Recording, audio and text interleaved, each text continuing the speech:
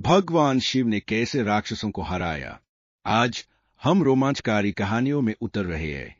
भगवान शिव हिंदू पौराणिक कथाओं के एक केंद्रीय व्यक्ति और उनके द्वारा दुष्शक्तियों के खिलाफ लड़े गए महाकाव्य युद्धों का अन्वेषण। शिव को अक्सर ब्रह्मांडीय व्यवस्था के एक भयंकर रक्षक के रूप में चित्रित किया जाता है, जो भयंकर देवताओं से लड़ते हैं, जो राक्षस ब्रह्मांड को अराजकता में डुबोने की धमकी देते हैं। हिंदू परंपरा में अच्छाई और बुराई एक निरंतर विषय है, और भगवान शिव इस शाश्वत संघर्ष में सबसे आगे है। परिवर्तन के अवतार के रूप में सूझना, बुराई का नाश, नई शुरुआत, बल्कि गहरे नैतिक और आध्यात्मिक पाठों का प्रतीक है। से प्रचंड अंधकार से लेकर दुर्जय त्रिपुरासुर तक, शिव के इन राक्षसों का सामना करने के अनोखे तरीके हमें धर्म की शक्ति और हमारे जीवन में संतुलन बनाए रखने के महत्व को दिखाते हैं। इसलिए चलिए 4 रोमांचक लड़ाइयां खोजें। सबसे पहले अंधकार के साथ युद्ध है, जो अज्ञान के अंधकार से पैदा हुआ एक राक्षस है।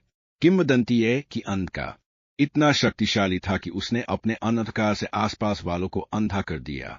उसने भगवान शिव की पत्नी पार्वती को अपने लिए प्राप्त करने की इच्छा की, जिससे एक तीव्र टकराव हुआ। क्या आप तनाव की कल्पना कर सकते हैं? शिव ज्ञान और शक्ति का प्रतीक यह जानता था कि उसे अंधकार के अत्याचार का अंत करना होगा। लड़ाई भयंकर थी। जैसे ही दोनों भिड़े, शिव ने अपने प्रिय त्रिशूल या त्रिशूल का उपयोग किया, जो सृजन की शक्ति का प्रतीक है। रचना, संरक्षण और विनाश। त्रिशूल का प्रत्येक प्रहार केवल शारीरिक प्रहार नहीं था, यह ज्ञान के अज्ञान पर विजय के युद्ध का प्रतिनिधित्व करता था।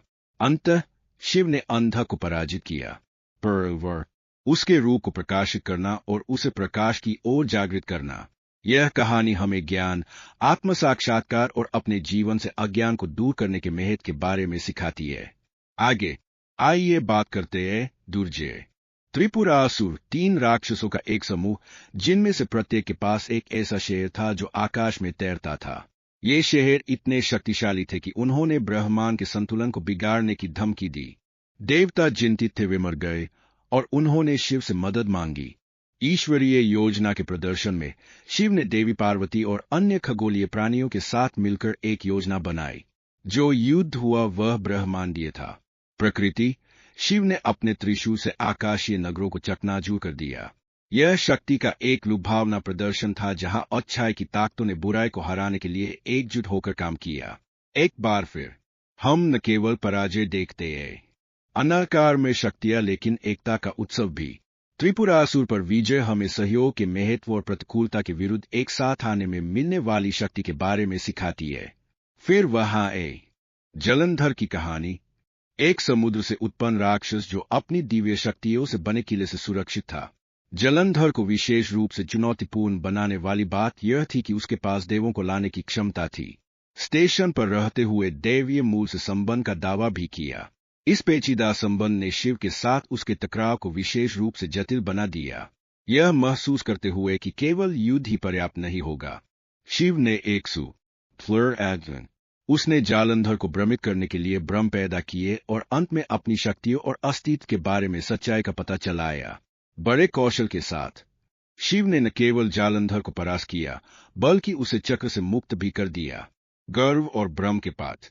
मुख्य बात, यह कहानी जागरूकता और समझ की महत्व को बल देती है। कच्चे बल से अधिक हमें याद दिलाती है कि कभी कभी अंतर्दृष्टि सबसे शक्तिशाली हथियार होती है। अंत में आइए कामदेव, इच्छा के देवता के साथ हुए उथल पुथल भरे सामने आने पर गहराई से विचार करें। जब शिव ने अपनी पत्नी सती की मृत्यु के बाद ध्यान में चले गए, कामदेव ने उनके गहरे द्वैत को जागृत करके बाधित करने का प्रयास किया। इच्छाएं, लेकिन यह कोई साधारण जागरण नहीं था। शिव मात्र मनुष्यों से कहीं आगे एक शक्ति थे, और वे क्रोध से फट पड़े। अपनी तीसरी आंख की एक ही झलक से कामदेव को रात में जला दिया। यह क्षणजु एक टकराव, यह किसी की इच्छाओं पर नियंत्रण और कैसे अनियंत्रित भावना अराजकता का कारण बन सकती है का प्रतीक था। जब इच्छा नियंत्रित होती है तो यह एक सकारात्मक शक्ति हो सकती है, लेकिन जब यह हमें घेर लेती है तो यह ले जा सकती है विनाश की ओर। इस नाटकीय कहानी के माध्यम से हम अपनी इच्छाओं में महारत हासिल करने के महत्व को सीखते हैं। आज की तेज तरह दुनिया में नेविगेट करने के लिए एक आवश्यक पाठ। जैसे ही हम इन कहानियों पर पीछे मुड़कर देखते हैं, हम नहीं कर सकते महाकाय त्रिशूल को अनदेखा करें। यह त्रिशूल एक एड यह सृजन, संरक्षण और विनाश के एकीकरण का प्रतीक है। इसके तीनों शूलों में से प्रत्येक एक आवश्यक पहलू का प्रतिनिधित्व करता है जीवन का, हमें यह सिखाते हुए कि संतुलन बनाए रखने के लिए तीनों को सौहार्दपूर्ण रूप से सहस्तित्व में रहना चाहिए।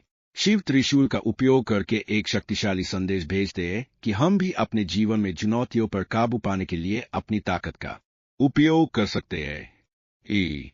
चाहे वह अज्ञान से निपटना हो, सहयोग करना हो, विरोधियों को समझना हो या अपनी इच्छाओं में महारत हासिल करना हो, त्रिशूल हमें अपनी आंतरिक शक्ति की याद दिलाता है। यह हमें दिखाता है कि हम सभी में प्रौढ़ की क्षमता है। सर्वोत्तम चुने और प्रयास करें।